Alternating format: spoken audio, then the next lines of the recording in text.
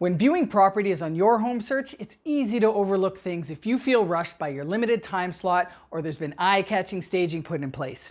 In this video, I talk about the 5 mistakes that home buyers make when house hunting. If you're in the market to purchase a home, you're not going to want to miss this. Stay tuned.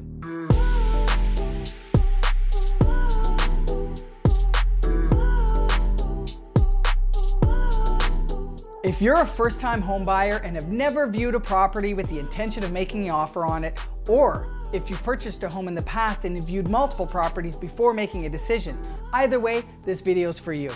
When we do our initial walkthrough of a home, we're often thinking, where can I put my bed? Is there space for a home office? Or where am I going to hang my Picasso? And we're not necessarily thinking about some of the items that may seem small and insignificant at the time, but could have a major impact on our living conditions if that's the home we decide on. Hey everyone, my name is Morgan Little. I'm a Toronto-based realtor with Chase Realty and Toronto Property Finder. In this video, I go over the 5 mistakes often made by home buyers while viewing properties. When you arrive at a new listing, I'm sure you're excited and ready to get in there and check out the finishings and picture yourself in the home, but your viewing should start outside before you even step foot in the house. Now this may mean showing up a few minutes early or staying a bit afterwards, but it's important to take a look around the exterior of the house. There's a couple things you'll want to check out on the outside of the home besides the yard. Let's dive into it. Mistake number 1, not viewing the exterior. First, look at the traffic in front of the home. What's the traffic like? What time of day is it? Look at the lines on the road. If there aren't any, you're likely in a suburban area where traffic will be light and not much of a concern, but if there are double yellow lines on the road or traffic lights, that may indicate a heavier trafficked area. Knowing this will help in your decision-making process depending on your lifestyle. If you have small children that will want to play in the front yard, you probably don't want a home on a busy street.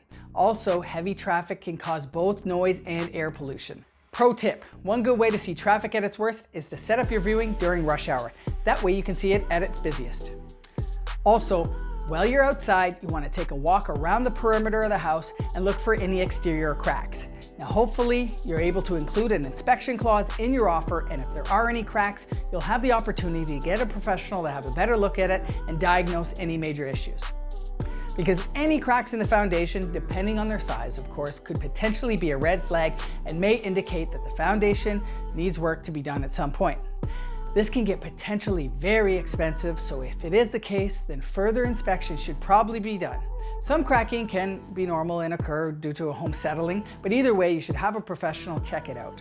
If you'd like some recommendations for home inspectors in Toronto or even the Sudbury area, send me a message, I'd be happy to provide some. All right, finally, it's time to enter the home, and when you do, you're gonna wanna use all of your senses to help in this process. Starting with your eyes, which brings me to mistake number 2, not looking for water damage. When you first enter that home, I know it's exciting. We're often picturing ourselves and our furniture and the space. If it's nicely staged, we're imagining our lives with all this brand new furniture. Either way, we're usually distracted from the things we don't immediately see. And one of those things I want you to look for is any water damage that may have happened. Look at the cupboards underneath the sinks for any mold, as well as around the bases of tubs and behind toilets, and on the ceilings for any indication of leaks or water damage. Also, watch for any bubbling underneath the paint anywhere, because this could indicate moisture being trapped or something that's trying to be covered up by the seller. All right, for mistake number 3, I want you to use those ears. This ties into the first thing we talked about, which is the outside noise, which includes traffic, sirens, train tracks, airplanes, or anything like that. Take a second once you're inside and listen to see if you can hear any of that outside noise while you're inside. Also, listen for interior noises, pipe banging or loud HVAC. If any of that is stuff that'll bother you, it's something you'll want to consider. And for mistake number 4, we're going to use that sniffer. A lot of people don't think about doing this, but it's a good idea to take note of any smells that are emanating from any of the rooms. There could be various scents caused by mold or moisture or sewage issues, or just older carpets that have years of smells caked into them, or if there's been heavy smokers in the past and the walls may smell and even be yellowed from it. And then you have the classic old pet smells. Cat pee can often leave a lingering stench, and if it's seeped into the floorboards, that's a tough one to get out and could potentially use some deep cleaning or even have to replace some of the floor joists. And speaking of floor joists, that brings us to mistake number 5 made by home buyers, and that's not checking the flooring. We often look to see the type of flooring, whether hardwood or vinyl plank or linoleum, but something that is often not noticed or thought about is checking to see if there's any slope in the flooring. This could potentially indicate some foundation issues or the home settling or sinking too much on one side.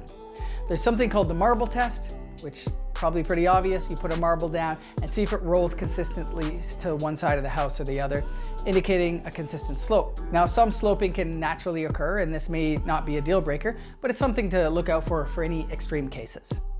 Also, you'll want to take a look at any tiling done to check to see if it was done professionally and that it's even.